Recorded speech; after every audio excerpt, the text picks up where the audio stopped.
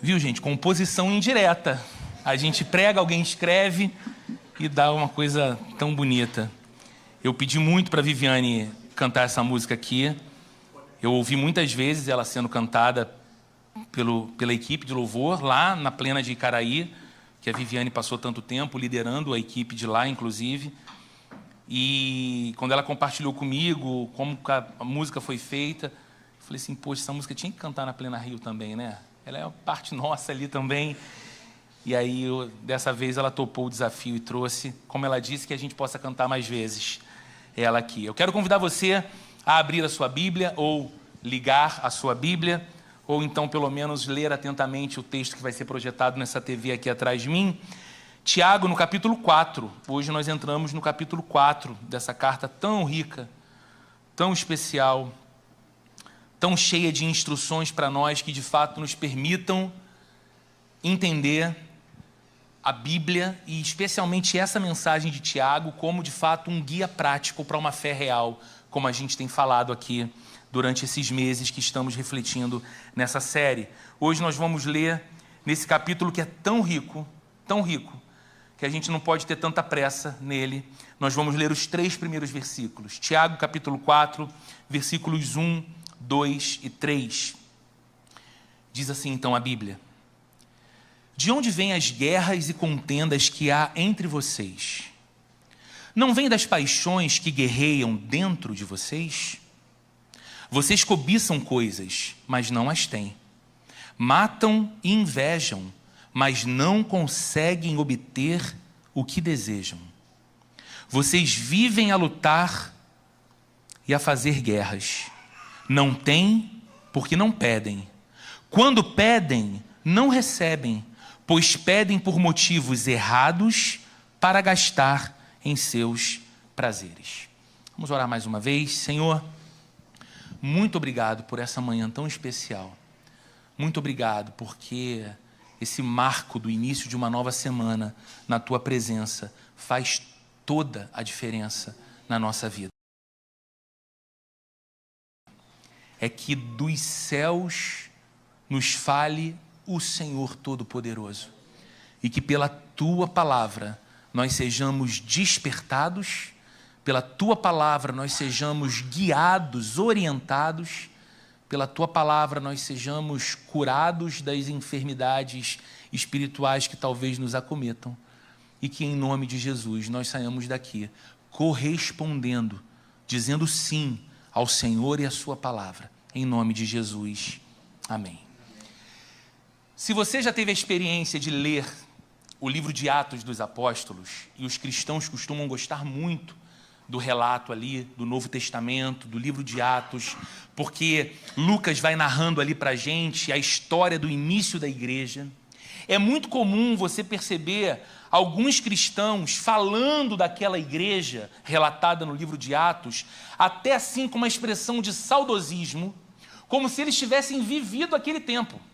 Como se eles tivessem estado lá no primeiro século e experimentado aquelas dinâmicas que são tão vividamente relatadas por Lucas no livro de Atos. São cristãos que elogiam a simplicidade claramente presente naquela igreja.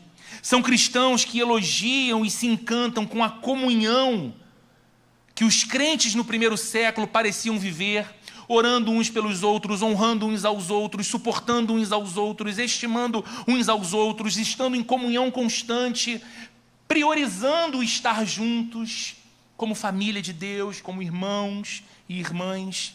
São pessoas que ficam assim, admiradas por perceber que mesmo sendo aquela igreja majoritariamente formada por pessoas muito simples, culturalmente falando, havia muita sabedoria entre eles. Então vamos lendo os relatos e nos admiramos de fato como essa igreja era sábia.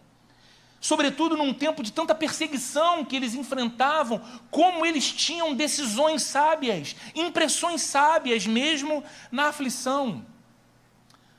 Muitos de nós lemos e ficamos assim muito admirados em perceber como que o Espírito Santo se movia naquela igreja. Como é bonito perceber o agir do Espírito no meio da igreja. E de fato, queridos, os primeiros capítulos do livro de Atos descrevem essa igreja empolgante, Essa igreja é inquestionavelmente viva, mas o livro também avança. Atos não fica só ali no capítulo 2, do dia de Pentecoste, o derramado Espírito, as primeiras conversões em grande quantidade. O livro avança e conforme ele avança, ele vai nos entregando outros aspectos daquela igreja do primeiro século. Aspectos não tão bonitos assim. Aspectos não tão elogiáveis assim. E a gente então vai percebendo que essa igreja que inspira e que empolga também tinha os seus problemas por uma única razão simples. Ela era feita de gente, como você e como eu. E gente, bicho humano, tem problema e causa problema. E é por isso que a gente olha para aquela igreja que inicialmente nos empolga tanto e dá esse senso assim de saudosismo, de reviver o que nunca vivemos, na verdade, porque lá não estávamos, nos traz um contraste também com a outra realidade que se aproxima muito mais de nós. Nós não podemos esquecer que todas as cartas do Novo Testamento foram endereçadas para essa igreja do primeiro século, para esses cristãos e cristãs vivendo o que o livro de Atos relata. E essas cartas escritas por Paulo, por Pedro, por João, por Tiago, como estamos lendo, essas cartas tratavam de diversos problemas, não apenas que a igreja enfrentava do lado de fora. O fato da sua fé não ser compreendida, o fato deles sofrerem perseguição, mas essas cartas trabalham também em muitos problemas que eles viviam do lado de dentro, entre eles. Problemas relacionais, problemas que tinham a ver com as questões mais interiores da individualidade de cada cristão. E como eu disse, Tiago é uma dessas cartas. E se você fizer aí uma retrospectiva rápida da sua memória, se você tem acompanhado essa série de mensagens, você já viu nessa série que essa igreja, para quem Tiago escreve aqui no primeiro século, era uma igreja onde alguns chegavam ao ponto até de fazer acepção de pessoas. Tratavam pessoas de modo diferenciado a partir de critérios de validação totalmente humanos e nada celestiais. E Tiago escreve sobre isso, tentando corrigir essa compreensão equivocada de alguns desses cristãos. Você deve lembrar que essa é uma igreja onde havia gente que queria ser mestre. E Tiago escreve a estes que desejavam tornar-se mestres na igreja, dizendo que eles desejavam esse lugar não pelo serviço, não pelo privilégio de serem pessoas que poderiam ensinar o evangelho a outros e terem então assim a alegria de ver o progresso do evangelho na vida e nos corações de outras pessoas, porque alguém dotado pelo dom de mestre estava ali caminhando junto e ensinando. Não, Tiago diz que muitos ali estavam querendo chegar ao lugar de mestres por pura vaidade. Eles estimavam esse posto para terem visibilidade e projeção. Você lembra, se fizer uma retrospectiva da carta, que essa também era uma igreja onde algumas pessoas adoravam a Deus no domingo? Imagine um culto tão agradável como o que nós tivemos aqui hoje, de louvores que declaram coisas tão lindas a Deus. Então, algumas pessoas naquela igreja, para quem Tiago escreve, no domingo, abriam os seus lábios e cantavam coisas lindas como nós cantamos aqui. Mas na segunda, essas mesmas pessoas difamavam outras. E aí Tiago diz: irmãos, de uma mesma boca tem saído bênção e maldição. E ele escreve dizendo: não pode ser assim. Você deve lembrar que essa era uma igreja feita de pessoas que, embora tivessem uma experiência verdadeira de conversão a Jesus, essa não era uma igreja falsa, essa não era uma comunidade constituída de falsos crentes, não, essas pessoas com Jesus, mas ainda assim, algumas delas, em alguns momentos, ainda invejavam e ambicionavam coisas erradas. E Tiago corrige isso dizendo: olha, a inveja amarga e ambição egoísta no meio de vocês. De modo, queridos, que nós olhamos para a Bíblia e nos deparamos muito, não apenas com quem Deus é, não apenas com a vontade de Deus para a nossa vida, mas a gente se depara também com a realidade da nossa condição humana. Nós conhecemos sim, e somos apresentados sim, a realidade da igreja do primeiro século. De alguma forma, ler a carta de Tiago é revisitar a história da nossa fé. É voltar ao primeiro século, para quem Tiago está escrevendo essa carta, mas também nós podemos dizer que na leitura desse texto, nós somos confrontados com a realidade da igreja moderna, a igreja dos nossos dias. Essa igreja que está nesse processo, desde os dias que Tiago escreve no primeiro século, nesse processo chamado de santificação, onde ora ela é melhor, ora ela é pior. Ora ela é e está mais saudável, ora ela parece menos saudável e até um pouco doente. Por isso, por conta dessa nossa condição humana, de tempos em tempos Deus levanta profetas no meio do seu povo. E não é que Deus levante profetas no meio do seu povo para garantir bênçãos. Não é que Deus levante necessariamente profetas no meio da igreja para dizer que algumas pessoas estão recebendo uma nova bênção, uma nova dádiva ou um novo bem material. Talvez, inclusive, alguns desses profetas sejam até falsos profetas. Mas de tempos em tempos, Deus levanta profetas no meio do seu povo para denunciar pecados. Deus levanta profetas no meio do seu povo para despertar esse povo a quem Ele tanto ama para um retorno ao caminho de construção de uma vida e de uma igreja segundo a vontade de Deus, para corrigir a nossa rota. E esse é o caso de Tiago.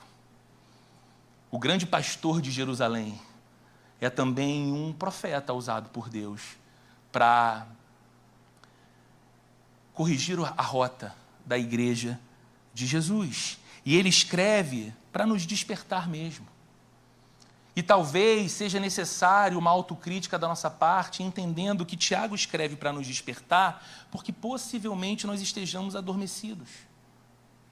E aqui, nesses 3 primeiros versos do capítulo que nós lemos, o capítulo 4, Tiago vai tratar sobre a realidade do que nós podemos chamar hoje, inclusive é o tema dessa mensagem, parece nome de novela da Globo, mas não é, a guerra dos desejos. Tiago vai trabalhar esse tema difícil para a gente. Tiago vai dizer que no meu coração e no seu coração, bem como no coração dos cristãos do primeiro século, para quem ele escreveu, há desejos que são legítimos, que glorificam a Deus, e há outros desejos que em nada combinam com Jesus, e esses desejos estão em guerra constante. E essa guerra do lado de dentro produz consequências do lado de fora. Os cristãos, por causa do seu relacionamento com Jesus, por causa da sabedoria celestial que está disponível a nós pela Bíblia e pela comunhão com o Espírito Santo, deveriam ser sempre pessoas que buscam a paz nos seus relacionamentos. Deveriam ser pessoas que sempre buscam o bem das outras pessoas, mas nós sabemos que nem sempre essa é a nossa realidade. Por vezes, e é o que Tiago nos diz, os mesmos cristãos que desfrutam de sabedoria espiritual, os mesmos cristãos capazes de tomar decisões para a glória de Deus, também estão, muitas vezes, lutando e brigando uns com os outros, em busca das mesmas coisas do mundo e não do céu. Tiago está tratando sobre isso. E é por isso que ele começa a desenvolver o que ele tem a dizer, provocando os seus leitores com uma pergunta. Eu amo aquele antigo comercial que passava na televisão do canal Futura, que dizia o seguinte: não são as respostas que movem o mundo, são as perguntas. E Tiago parece fazer isso muito bem nessa carta, porque ele faz perguntas que pedem de nós uma resposta sincera que vem de dentro do nosso coração. Ele começa perguntando, no verso 1, de onde vêm as guerras e as contendas que há entre vocês? Olha, vocês disputam tanto, lutam tanto, brigam tanto, se desentendem tanto. Vocês já pararam para se perguntar de onde vem isso tudo?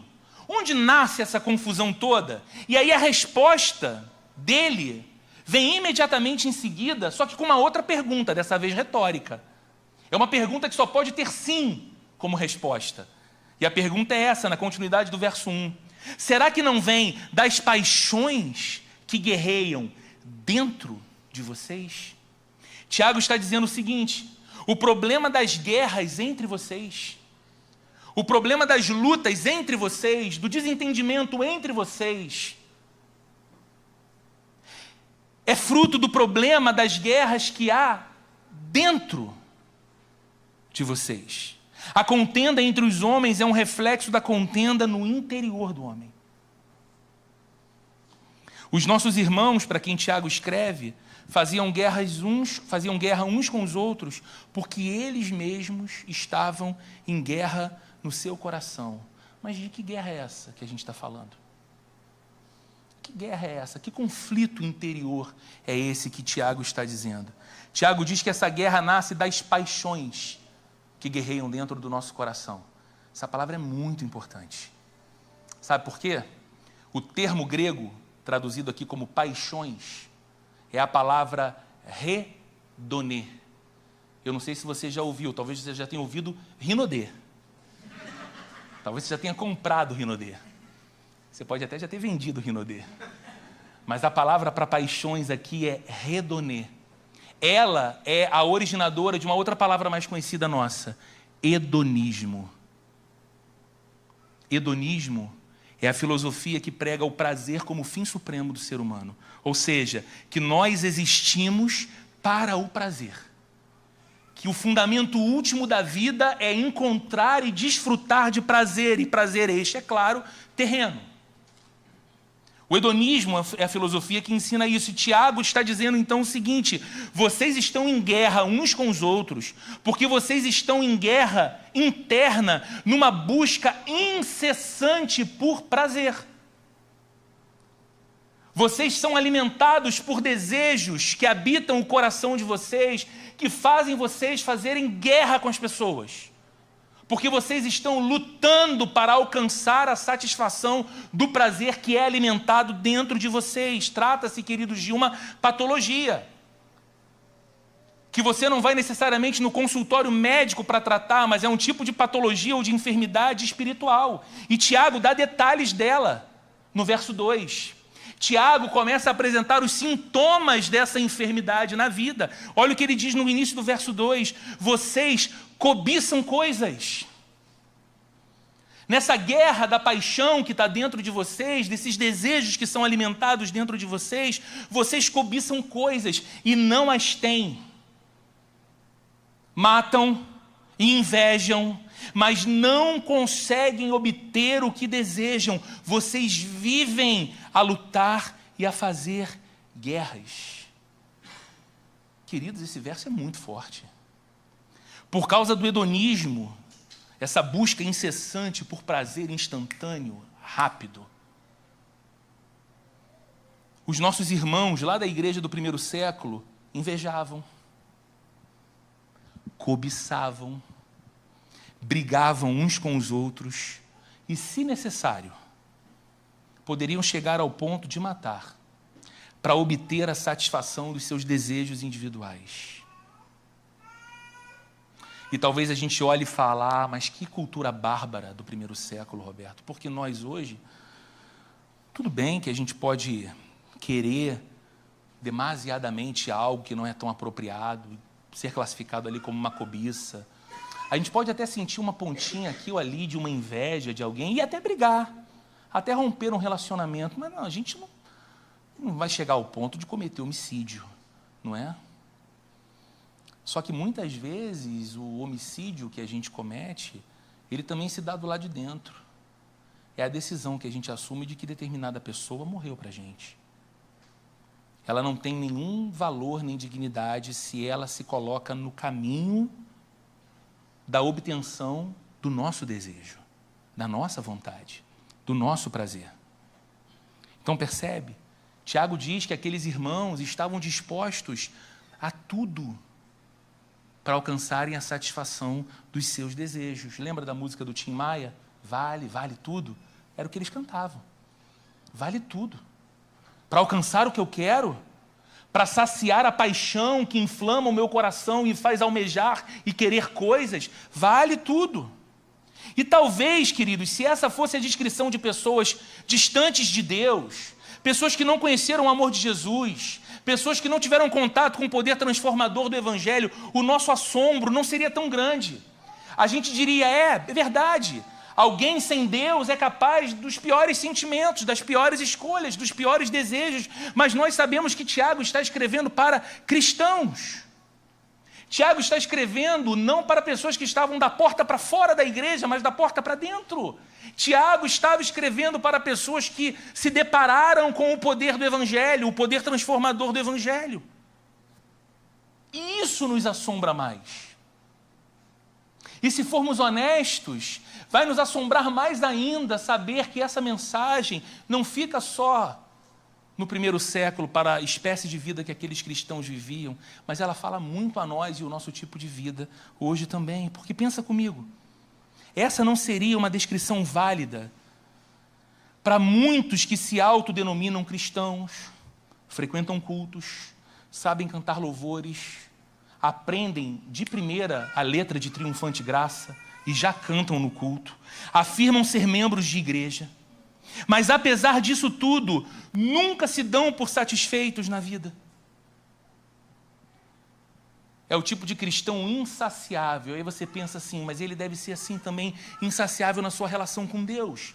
Ele deve orar muito, ele deve ler muitas escrituras, ele deve falar muito do Evangelho. Não, quanto a isso, ele é dormente. Mas nos outros aspectos da vida, ele está sempre muito ocupado em busca de mais. Você conversa com aquela pessoa e ela está cansada, ela está estressada, ela dorme pouco, ela trabalha muito, porque de alguma forma ela está sempre correndo atrás de mais, porque não se sente satisfeita e por mais que tenha, nunca é suficiente.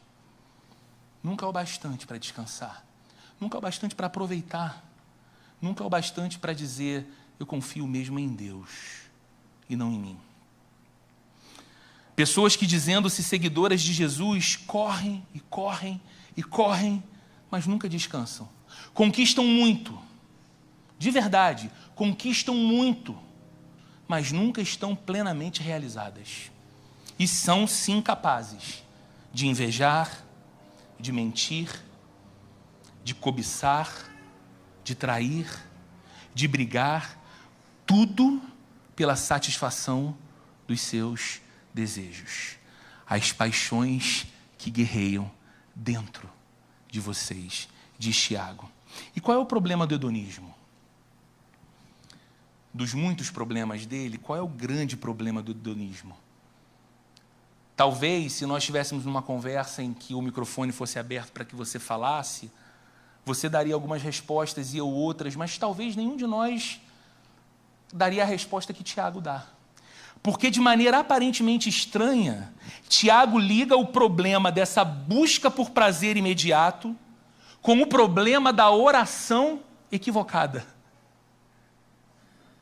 Porque Tiago passa do verso 2, no finzinho do verso 2 para o verso 3, para tratar desse problema da oração equivocada. Ele está ligando um assunto com o outro. Olha o que ele diz no finalzinho do verso 2, entrando no verso 3. Vocês não têm, porque não pedem. Quando pedem, não recebem, pois pedem por motivos errados, para gastar em seus prazeres. Olha que descrição interessante. De acordo com Tiago, alguns cristãos sequer oram. Vocês não têm, porque não pedem. Não é isso que ele está dizendo? Ele está dizendo então o seguinte, olha, há um grupo de cristãos que não oram. E não oram porque sabem lá no fundo que alguns dos seus pedidos de oração ou que seus desejos são desejos pecaminosos. Portanto, eles não têm coragem de colocar essas coisas diante de Deus. É até positivo isso. É um mínimo de senso. É o sujeito que não tem a coragem de, ao final do dia, dobrar os seus joelhos ao pé da cama, a cama em que ele se deita com a esposa, e ser grato a Deus porque ele teve uma tarde maravilhosa com a amante. É claro que ele não pode ser grato a Deus por isso. Ele sabe quão indigna é a decisão da vida dele nesse campo da fidelidade ou da infidelidade. E Tiago está dizendo aqui, olha, algumas coisas que vocês desejam muito, vocês não recebem, e não recebem porque vocês não pedem, vocês nem pedem. Vocês sabem que a coisa está tão torta dentro de vocês, os desejos estão tão equivocados, os quereres estão tão atingidos pelo mundanismo que vocês nem oram. Mas Tiago vai dizer que outros até oram, mas que Deus não lhes atende, porque eles oram motivados pelo hedonismo. Eles oram motivados pelas paixões que de modo inflamado guerreiam pelo trono do coração deles.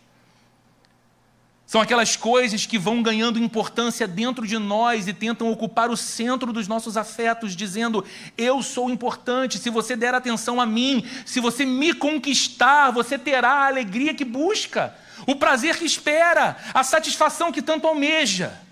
Então essas paixões guerreiam dentro de nós. Então essas pessoas de alguma forma até espiritualizam esses desejos falsos. Elas oram, mas elas não recebem, diz Tiago.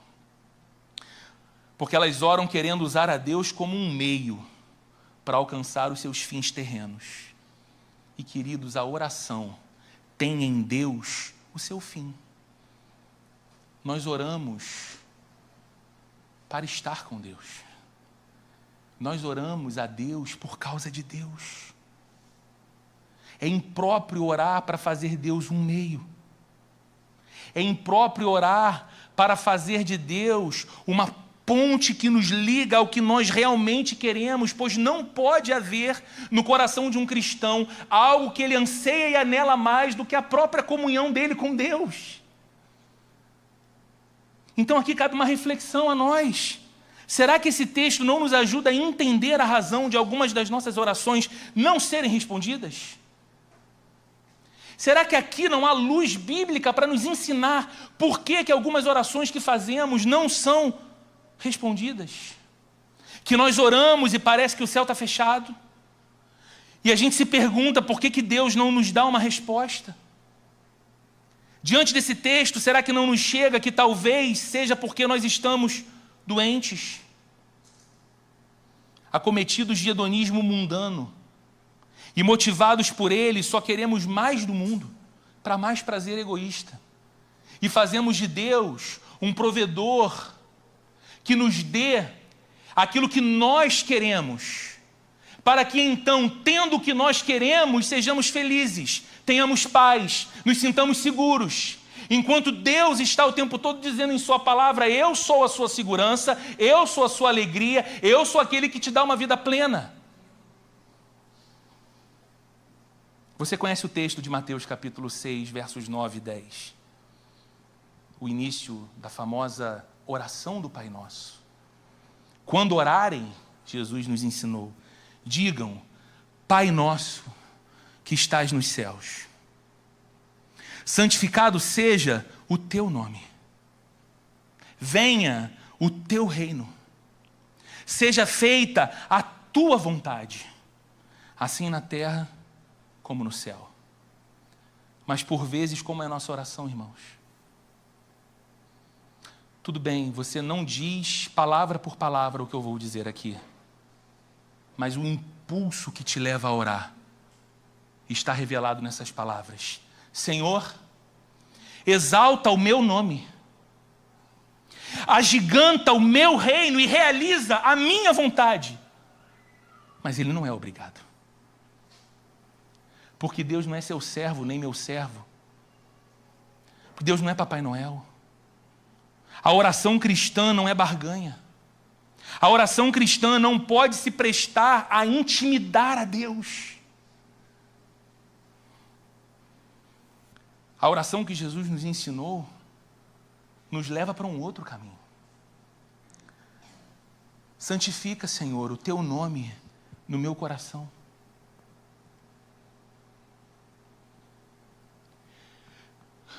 Que o que me leva a cantar no domingo, que nome mais lindo é, que nome mais poderoso é, que nome mais glorioso é, e que não há outro nome como o nome de Jesus, não seja só beleza poética, mas a expressão mais sincera de alguém que teve por obra do Espírito Santo o nome de Cristo santificado no coração. Avança, Senhor, a tua causa no mundo, para o progresso do teu reino, e faça, Senhor, da minha vida, e na minha casa, nos meus relacionamentos e no meu trabalho, a tua vontade, assim como ela é feita no céu. Essa é a oração cristã. E essa oração, nós podemos ter certeza, Deus responde. Roberto, significa então que eu não posso apresentar os meus pedidos a Deus em oração? É claro que nós devemos apresentar os nossos pedidos a Deus em oração, mas os nossos pedidos apresentados a Deus estão em conformidade com esse desejo? Senhor, o que eu te peço santifica ainda mais o teu nome no meu coração. Senhor, isso que eu estou te pedindo promove ainda mais a causa do Evangelho e o avanço do teu reino no mundo. Senhor, isso que eu tanto almejo e a ti peço, glorifica o teu nome e é o cumprimento da tua vontade. Porque se o que eu desejo não é o que o Senhor deseja, eu te peço que o Senhor arranque o meu mau desejo e me dê o teu. Mas às vezes a gente não tem coragem de orar assim, tem? O silêncio dos céus pode não ser por causa de Deus, ou da intenção de Deus não nos responder. Mas talvez o silêncio dos céus seja por nossa causa, em virtude das nossas motivações erradas e dos nossos desejos ególatras. E será que esse texto pode nos ajudar também a entender a razão de vivermos então em guerras e contendas com os outros? Por que a gente atrita tanto? Por que tem tanta treta? No casamento, por que a gente briga tanto? Na família, por que a gente se desentende tanto? No trabalho, por que a gente se sente em guerra o tempo todo? É engraçado porque você conversa com um casal atravessando uma dificuldade no seu relacionamento. Essa tem sido uma experiência comum para mim nos últimos 13 anos. Você senta para conversar com um casal vivendo um tempo muito difícil. E você nunca ouve de uma das partes, eu pelo menos nunca ouvi de uma das partes, eu sou um grande pecador. E isso tem atingido em cheio o meu casamento. Ou eu sou uma grande pecadora. E é isso que tem trazido tanto problema para o meu casamento. É muito mais comum ouvir algo do tipo, ele é o problema. Tudo isso está acontecendo porque ela é um problema. Quando a gente casou não era assim. Quando a gente namorava não era assim. Ela me vendeu uma ilusão. Ele me passou uma outra ideia, uma outra imagem. E aí então, porque ele fez, eu também fiz. Ou eu também faço. Porque ela falou, eu também falei, retribuindo. Devolvi na mesma moeda. O problema é o outro. O demônio é o outro. O caos é o outro. Mas aqui está a Bíblia dizendo para cristãos, olhe para dentro. As guerras do lado de fora são um reflexo da guerra do lado de dentro. Vocês estão em guerra um contra o outro, marido e mulher, porque talvez vocês estejam em guerra dentro de vocês, porque vocês caíram na armadilha do hedonismo, que diz o seguinte, se vocês me conquistarem, serão plenamente realizados e satisfeitos. E aí, aquele momento tumultuado do teu casamento não sinaliza para você prazer. Você não está alegre com aquela discussão. Você não está se sentindo feliz naquele final de semana. Então você começa a realizar outras coisas na sua mente. Porque aquele casamento não oferece mais o prazer que você quer ser atendido ou que você quer desfrutar. A armadilha do hedonismo. Saindo dessa dinâmica do casamento, é por isso também, queridos, que cobiçamos algumas coisas. É por isso, talvez, que você ambiciona algum lugar. E é por isso que fazemos tanta questão de ter essa ou ter aquela posição. Porque nós acreditamos. Nós somos capazes de acreditar na mensagem da salvação existencial do hedonismo. Se eu chegar nesse lugar, então eu serei totalmente realizado. Se eu conquistar essa pessoa, então eu serei totalmente realizado. Se eu for para a cama com ele, se eu for para a cama com ela, então eu vou ter chegado ao máximo do lugar que eu esperei, ao máximo da conquista, ao máximo da realização. Se eu alcançar esse padrão de vida, aí sim eu vou poder descansar e ter paz. Mas essa é a verdade. Na prática, eu e você sabemos que não. Por vezes, em busca de prazer, o que a gente faz então é guerra, uns com os outros. E o que a gente encontra no final da guerra? O que muita gente que entra então nessa luta insana para obter o prazer que tanto deseja, recebe no final? Qual é a recompensa do fim da guerra? Solidão. Algumas pessoas chegam ao topo do mundo apenas para descobrir que estão sós e que no processo machucaram e perderam amigos, cônjuges, filhos, familiares, estão sozinhas.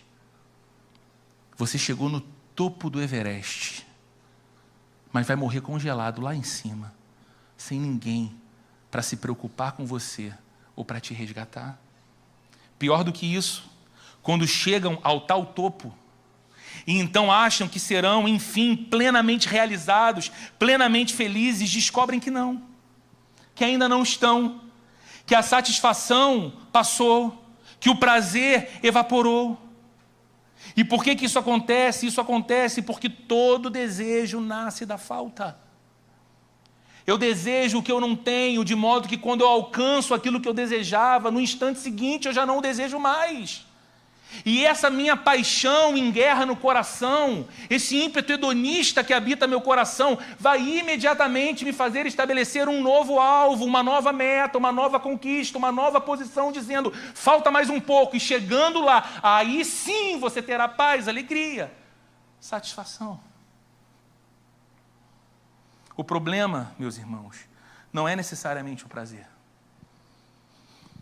Isso é muito importante. Porque os cristãos, discípulos de Jesus, eles não lutam contra o prazer, como se o prazer fosse um inimigo, contrário à vontade de Deus. Na verdade, é o contrário disso. Nós fomos feitos por Deus para o prazer.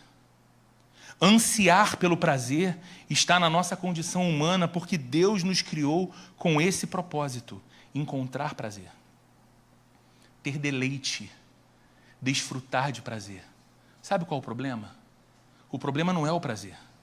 O problema é a fonte onde nós estamos buscando o prazer.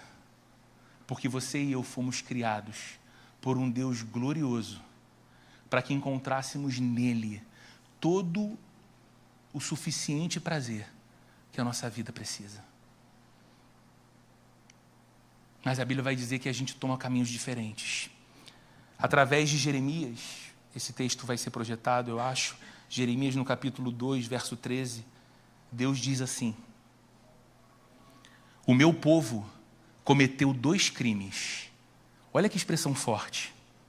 Eles me abandonaram, a mim, a fonte de água viva, e cavaram as suas próprias cisternas, cisternas rachadas que não retêm água.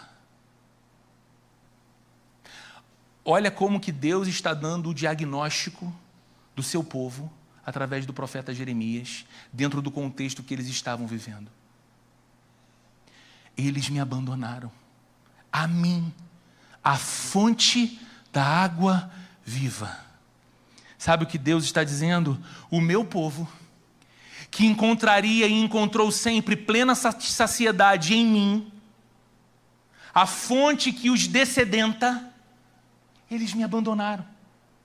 Mas eles não apenas me abandonaram, eles fizeram algo a mais, eles foram cavar as suas próprias cisternas. Eles deixaram de beber da água viva, e eles foram buscar por uma outra água, e eles cavaram cisternas rachadas. Essas cisternas não retêm água, ou seja, eles estão constantemente insatisfeitos, porque eles continuam tendo sede. Não há água suficiente no caminho que eles foram buscar. Isso deve te lembrar de uma outra história, já no Novo Testamento, lá no Evangelho de João, no capítulo 4, quando Jesus se encontra com aquela mulher samaritana no poço de Jacó. E aí tem toda aquela conversa, porque ele pede água a ela, depois ele fala de uma água que mata a sede para sempre.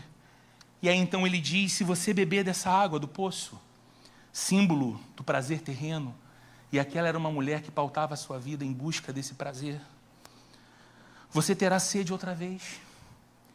Mas se você beber da água que eu tenho para te dar, do seu interior fluirão rios de água viva para sempre. Você percebe que tanto em Jeremias Deus está dizendo, como em João Jesus está dizendo, que há uma fonte inesgotável de prazer para você e para mim. E que essa fonte está à nossa disposição, porque nós fomos criados para ela, para desfrutar dela, para nos satisfazer nela. É legítimo o prazer, é por isso que um pastor e um escritor muito respeitado, em nossos dias ainda, chamado John Piper, fala e cunhou um termo chamado de hedonismo cristão. O que é o hedonismo cristão? O discípulo de Jesus entendeu que o propósito maior da sua vida é desfrutar de todo o prazer que ele pode, da sua comunhão com Deus. De modo que uma frase clássica e muito dita do John Piper é: Deus é mais glorificado em nós quando temos mais prazer nele. Deus se interessa no nosso prazer. No Salmo 63, Davi, isso é uma nota importante, porque Davi está vivendo o período mais difícil da vida dele. Ele já não tem mais trono, ele está sem palácio, ele não tem família, ele não tem honra, ele não tem glória, ele é um errante tentando poupar a sua vida. Ele faz uma oração no Salmo 63 dizendo: ó Deus, Tu és o meu Deus e eu te busco intensamente, porque a minha alma tem sede de Ti. Todo o meu ser anseia por Ti numa terra seca, exausta e sem água. Você percebe que a oração de Davi não é: Deus, me restitui o trono? Deus, me concede de novo riquezas? Senhor, eu te busco intensamente, porque toda a minha alma tem sede de Ti. O meu ser precisa de Ti. Eu me encontro como que numa terra seca, sem água, exausta. Só o Senhor me satisfaz. Queridos, Deus é a fonte plena do prazer. Nele, nós encontramos alegria que permanece, paz que não depende das circunstâncias, amor inabalável, verdadeira saciedade e satisfação. Então a gente precisa se lembrar, e acho que a frase vai entrar aqui, do que disse, está registrado no livro de Confissões de Santo Agostinho, ou Agostinho de Hipona, que disse, escrevendo uma oração a Deus, o seguinte: Tu nos criaste para Ti, e o nosso coração não encontra repouso até que descanse em Ti. Esse homem escreveu isso há muitos séculos atrás. Tu nos criaste para Ti, ó Deus. E aí esse nosso coração vai continuar inquieto, cheio de guerra dentro dele, enquanto não repousar em Ti, enquanto não descansar em Ti, enquanto não perceber que chegando ao Senhor encontrou o manancial das águas que saciam a sede. Concluindo, queridos, talvez você esteja insatisfeita, se sentindo incompleto, e pode ser que essa insatisfação seja porque você tem bebido de cisternas rachadas que não retêm água, como Deus disse através de Jeremias. Porque você decidiu cavar poços. Você decidiu cavar poços para encontrar uma água que somente Deus pode oferecer para você. Você decidiu cavar em busca de coisas e alimentar algumas paixões e desejos no teu coração, acreditando que aquelas coisas, aqueles lugares, aquelas pessoas vão entregar para você o que só Deus pode ser para você. Isso não vai mudar, porque Deus o criou para isso, Deus a criou para isso, para encontrar a plenitude da sua vida nele, não longe dele. Então hoje, volte-se outra vez para Jesus. E é interessante porque pode parecer, talvez para alguns de nós, com algum histórico já de igreja, que esse é o tipo de fala no final de um sermão que se volta para os não convertidos ou para aqueles que ainda não tomaram a decisão de seguirem a Jesus e crerem no Evangelho. Mas não, assim como Tiago escreve para crente, essa é uma fala para quem crê. Porque mesmo crendo, porque mesmo dizendo amar a Cristo, e mesmo inclusive tendo momentos em que o amamos de verdade, tomamos decisões espiritualmente sábias, também nutrimos falsos desejos enganosos no nosso coração, que mantém a nossa alma em guerra e nos faz guerrear e contender com as pessoas nessa vida e nesse mundo. Então volte-se outra vez para Jesus e ache nele, em Jesus, uma fonte inesgotável de prazer verdadeiro. Você precisa de Cristo, mais do que das coisas que você pede a Cristo.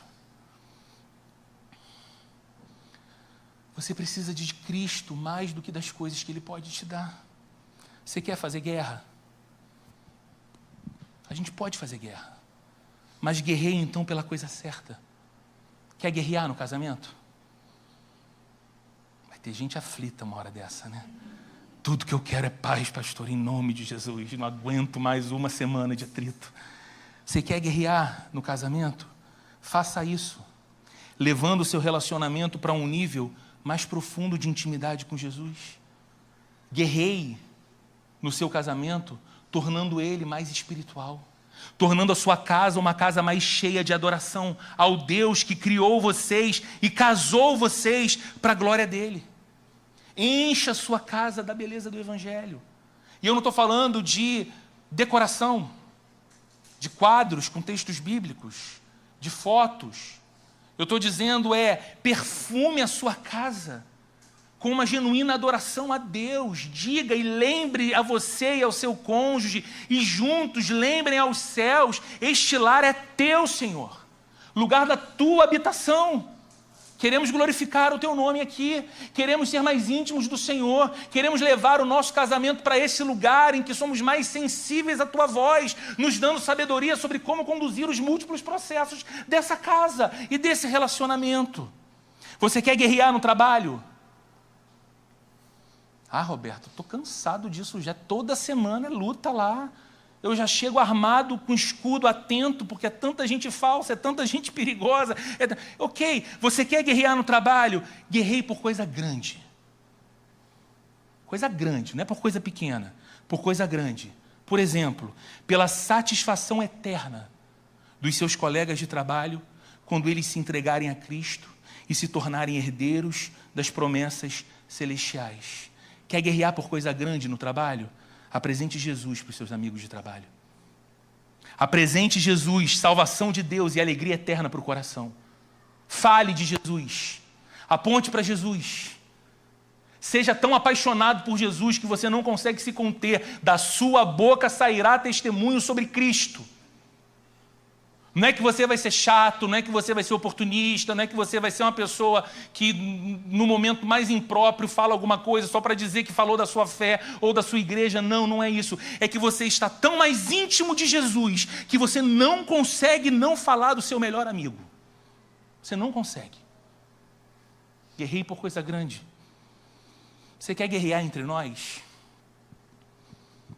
Igreja, graças a Deus, essa não é a nossa experiência. Mas essa igreja aqui não é melhor do que igreja nenhuma, porque é feita de gente de barro, a começar por mim. E igreja às vezes é um ambiente de atritos, estranhamente se torna um ambiente de atritos. Você quer guerrear entre nós? Guerreie, mas não faça guerra por prestígio, não faça guerra por visibilidade. Por favor, não faça guerra por predileção política. Você quer guerrear entre nós? Faça guerra para nos levar como igreja à fonte inesgotável do prazer que é Jesus. Ajude essa igreja a ser mais centrada em Jesus, começando por um viver pessoal, seu, centrado em Jesus. Ore por essa igreja. Clame a Deus por ela. Se envolva com as pessoas. Abra mão do seu conforto e sirva. Dedique-se. Ame a Cristo amando os seus irmãos. Aponte para Jesus. Nos ajude a cantar sobre Jesus. Nos ajude a que o púlpito seja um púlpito sobre Jesus. Para que a Bíblia seja aberta e pregada com fidelidade a respeito de Jesus. Que os nossos relacionamentos sejam viáveis por causa da nossa aliança com Jesus que nos uniu uns aos outros. Essa é a boa luta. Essa é a boa guerra que nós devemos guerrear. Quanto mais em Deus lançarmos a nossa vida, mais prazer nós desfrutaremos. E menos redonê, menos hedonismo nós teremos habitando no nosso coração e produzindo guerras entre nós e dentro de nós. Vamos orar? Feche seus olhos, vamos falar com o nosso Deus. Senhor, nós pedimos pelo auxílio do Espírito Santo, para que estas palavras não fiquem perdidas em algum lugar sem acesso a nós. E eu não falo, Senhor, das minhas palavras no sermão, porque não há perfeição alguma num sermão. Eu falo da tua palavra, aquilo que o teu Espírito Santo comunicou de modo perfeito, enquanto um pecador imperfeito pregava, que esta palavra, Senhor, operada pelo teu Espírito no nosso interior, ela não caia numa terra seca, mas ela frutifique, ela possa de fato germinar, crescer, florescer e frutificar para a tua glória e para o nosso bem.